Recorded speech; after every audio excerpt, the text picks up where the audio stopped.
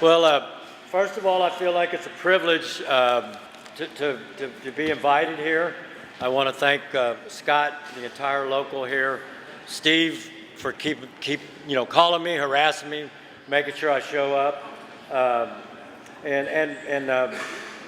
I feel like we really are in a critical period right now as trade unionists and trying to recapture our voice in the labor movement and expand it out and make it matter globally so that our voices are heard.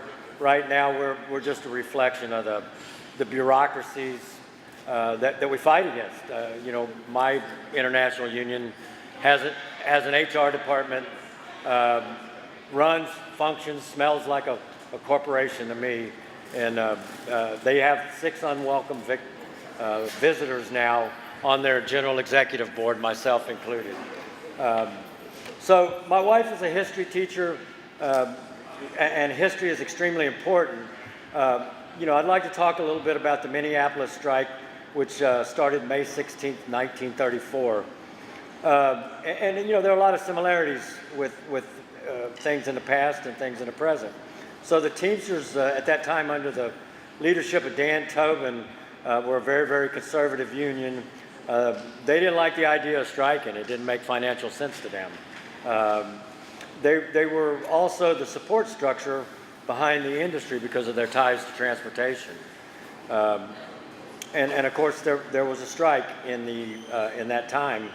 And over time, we had developed traditions and pockets of solidarity throughout the country. One of those areas was Minneapolis. So while our international itself was resistant to the use of the strike as a weapon, we did take on a strike. But unfortunately, it appears to be the same case today as I speak to you. My union boasts quite a bit about their huge strike fund, and as a member of the opposition slate, every time I have to listen to Jim Hoffa or Ken Hall brag about that, it's obvious to me. The last time I remember walking a picket line was in the 90s. I went out on strike as a freight member in 94, and we struck UPS in 1997. That was a really, really important strike. The 1933 strike ended in what we know today as Bloody Friday. The police attacked and shot strikers in downtown Minneapolis. They killed 2, injured 67. Other unions, particularly in the building trades, began to strike in sympathy. This is what we're talking about. We know it's not legal to strike, just to walk off the job. But if we can build this solidarity, we need to envision, as the Europeans do on a regular basis, the idea that a general strike's the way to get things done. And that may be down the road, but we need to start thinking in those terms. So the ongoing violence lasted periodically through the summer of '33, and it finally ended in August the 22nd. The strike was really effective. It ended the majority of commercial traffic into the city. The only people that really got in and out of the city were farmers that hauled produce directly to the stores. So the strike was quite successful. Today, labor leaders speak of unity, but it really is merely an echo chamber fed to them by their political consultants in the name of self-preservation. The labor movement's fragmented, decaying, and cannibalizing itself from within. As an organizer, one of the most offensive things I've been forced to do over the years is to go out and raid other unions. Our membership now in the labor movement will probably be less than 10% very shortly once the right to work issues go through are heard at the Supreme Court. The public sector, we're going to lose large numbers of workers there. My math from Texas school tells me that there's probably 9 out of 10 workers in America that could be organized. Why the hell are we stealing each other's members? I don't get it. So we need to build a strong democratic labor movement from within. We must link up with unions internationally and directly with workers here and across the globe. I can think of a few examples where my own international union has used global corporate leverage strategies to win in organizing campaigns. you know, I'll have to admit it, even a stop clock is right twice a day, right? The problem that I have with these strategies is they're being implemented in a corporate manner. They're not, we have organizing departments in our unions that anybody that's ever organized for a union knows the organizing models make sense. They work, but our international unions are getting further and further away from that.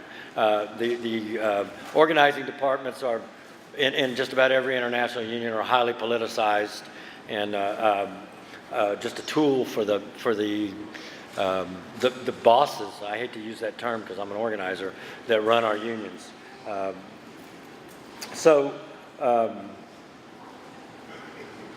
I got to find my spot here. So, okay. So you know, an old friend of mine told me at one time that you know, there are two models in the labor movement, and I think he's right. The first model is the organizing model, and anybody who's ever organized workers and empowered them to make change in the workplace understands how well that works. And the other one is the patriarchal model, which is what we unfortunately see in our unions now. I pay my dues, let daddy take care of business, and I'm not going to get involved. We're not going to sustain ourselves if we stay in that mode. We have to reach into our unions, organize our unions. We have to reach outside of our unions and organize the unorganized. So we're left with there, you know, being no connection between leadership and membership. There's no empowerment of the membership from the leadership, and the membership now has little reason to follow leadership. Ask yourself why Donald Trump won in so many union households. You know, it's obvious, right? There's no reason to trust what your international union tells you. They keep telling you you're going to get good contracts, and they keep selling us concessions in every round of contract negotiations. Our members are fed up. They're fed up with us. I hope to make a difference. We got to return to grassroots organizing inside our own houses. We got to reach out in our own communities, both locally and globally. One will not happen without the other. We're all connected. It's a global economy. I also belong to an organization called Teamsters for a Democratic Union. I'm on the steering committee there, and I'm signed up for the steering committee here. It's a rank and file movement, much reviled by the leadership. To steal a quote from Gandhi, first they ignore you, then they laugh at you, and then they fight you, and then you win. That's the attitude we have to have. Teamsters for a Democratic Union have fought for the following things. We haven't won them all, but we fought for them, and this is just a small list of the things. Direct elections of officers and convention delegates. We've done that. Majority rule on contract votes. We've done that, but the Constitution allows the General President to override that. A fair grievance procedure with innocent until proven guilty. We've done that. No multiple salaries for union officials.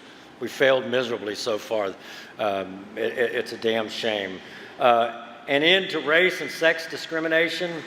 There's no place that exists more horribly or powerfully than inside the building at 25 Louisiana Avenue, Washington, D.C. That's the Teamsters building. It's sickening. It's sad. Pension reform and accountability. Teamster pensions are in a hell of a mess. There are proposals out there by companies like UPS to help bail us out. They're not looking out for our interest. They're looking out for their own liability. I associate with some rank and file members who came up with an idea of starting credit unions for the pension funds. Banks rip us off. Why shouldn't our money help fund our pensions and save our pensions? The leadership so far has been resistant to even hearing that. For the life of me, I can't understand it. It could be a stand-alone or stand-beside process. I don't understand why anybody would be opposed to that.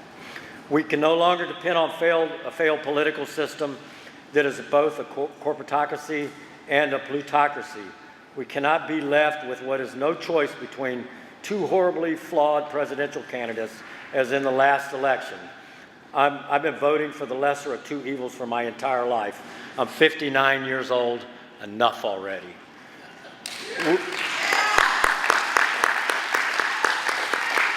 We cannot stand with politicians who are groomed from the schoolhouse, school boards, to the state houses, and ultimately into national office. We are told to vote for these candidates by our leadership without our vote or input. Repeatedly, they tell us who we should be voting for. Neither of the political parties gave a rat's ass about us. The Teamsters fought trucking deregulation. Did I say something wrong? I am a truck driver. So the Teamsters fought trucking deregulation throughout the 80s and 90s, only to watch Republicans, Democrats, and Bill Clinton shove it all up our backsides.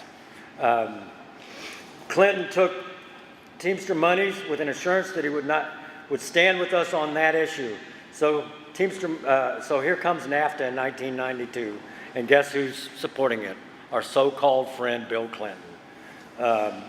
Now we have Donald Trump, no friend of ours, the Teamsters with their corporate puppet Hoffa, and a corporation also known as the AFL-CIO, supporting reform of this trade agreement, with no direct links to workers in Mexico or Canada to fight it. What could possibly go wrong here? We must begin to support and develop a democratic labor party that values working people inside and out of organized labor, locally and globally. So now it brings us to the fight that the Teamsters have. We've got 3 contracts expiring next year. We have ABF Freight, which is the company I drove for, UPS Freight, and UPS, all expiring next year. So you would think with the recent victories of Verizon and the Chicago teachers, this would unite the entire labor movement, and that our leadership would see this as an opportunity. The lessons of the 1997 strike during Ron Kerry's tenure are now distant memories to most people other than the ones in my age group. Many workers don't recall it, don't remember what a wonderful, magnificent accomplishment that was. So, we wound up with support. The people in the streets what helped us win this. They knew the UPS driver. They had a relationship with the UPS driver, and they understood that he or she was real and human. Today, more than half, we won many victories there. We won more full-time jobs, dignity and respect in the workplace. UPS is a horrible place to work. These folks treat you like garbage, and in some cases, garbage is treated better. Just because you're a union member and you're well paid doesn't mean you have to be treated that way. Today, more than half of all UPS employees are part-time. Part-time wages have been stagnant for years. The $15 an hour movement pays people more money than a UPS part-timer. We should be ashamed of ourselves as a labor movement. Wage progression scales are all the rage. The creation of classifications that further divide and promote wage inequity, forced overtime, increased production demands, and most importantly, harassment and intimidation as a way of life at UPS. This is certainly factoring into the recent shootings and violence at UPS centers across the country. You would think this opportunity would be embraced by the Hoffa administration. Not so. After narrowly winning in the last election and losing the majority of the vote in the United States of America, 6 of his vice presidents were replaced by Teamsters United candidates, including myself. The memo was never received. He fired his chief negotiator, who understood the only way to attain a contract was to work with UPS members who supported Fred Zuckerman and Teamsters United. The folks at UPS voted for Teamsters United by a 70% margin. He replaced the negotiator with a corporate political hack who gleefully union busted the organizers in his own organizing department. The last UPS contract took close to a year to ratify because most of the supplements were repeatedly rejected by the members and the locals across the country, the largest of which was Fred Zuckerman's Local 89, home to the UPS Air Hub in Lexington, Kentucky. Hoffa chose to jam the concessions down everybody's throat. So out of this was birthed a large and growing Vote No movement. Teamsters United is still functioning as the catalyst for this change. Hoffa and his minions can't seem to come to grips with the idea that they have no control over social media or the sporadic uprisings from within our own union. This is where change comes from, the grassroots, ground-up organizing, where the members take charge. This is not new, it's not easy, but it must happen. So my only other thought is going back to history, is I would like to mention that pre-World War I, the labor movement was about all the things we're talking about here today. And through the idea of nationalism and patriotism, they stole that we were an anti-war movement, we were an anti-corporate movement, we actually wanted ownership. We wanted ownership. Thank you. We wanted ownership of our businesses. Labor is capital. Everybody seems to forget that. And we need to return to that. We need to understand, again, that's the only way we're going to get a fair shake. So, again, I would like to thank everybody for allowing me to spend a little time with you. I appreciate it.